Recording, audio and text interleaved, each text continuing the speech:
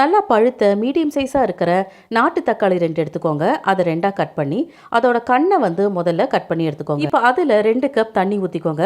தண்ணி ஊற்றினதுக்கப்புறம் கையை வச்சு நல்லா அந்த தக்காளியை கசக்கி எடுத்துக்கோங்க. கோலி குண்டு சைஸில் புளியை எடுத்து அதை 1/2 கப் தண்ணியில் நல்லா ஊற வச்சு புளி கரைசல் எடுத்து அந்த தக்காளி கரைசல்லையே இதே போல் கையிலேயே வடிகட்டி சேர்த்துக்கோங்க. இப்போ ஒரு சின்ன உரல்ல 1 ஸ்பூன் சீரகம், 1 ஸ்பூன் பெப்பர், 1 ஸ்பூன் கொத்தமல்லி விதைகள், ஒரு 6 வெந்தயம், இது வாசனைக்காகத்தான். இதை நல்லா இடிச்சதுக்கப்புறம் 6 பல் பூண்டு, ஒரு காஞ்ச மிளகாய் சேர்த்து அதையும் நல்லா பொடி பண்ணி எடுத்துக்கோங்க. இப்போ இந்த தக்காளி கரைசல்ல கொஞ்சமாக கருவேப்பிலை, கொத்தமல்லி சேர்த்து அதையும் கைகளால் இதே போல நல்லா கசக்கி எடுத்துக்கோங்க. அது கூட உரல்ல இடிச்சதையும் சேர்த்து நல்லா இதே போல கசக்கி எடுத்துக்கோங்க. கூடவே 1/4 ஸ்பூன் மஞ்சள் தூள், 3/4 ஸ்பூன் கல்லுப்பு சேர்த்து கலந்து விட்டுக்கோங்க.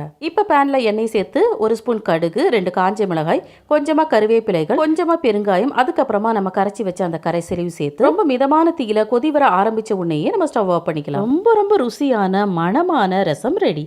தேங்க்யூ.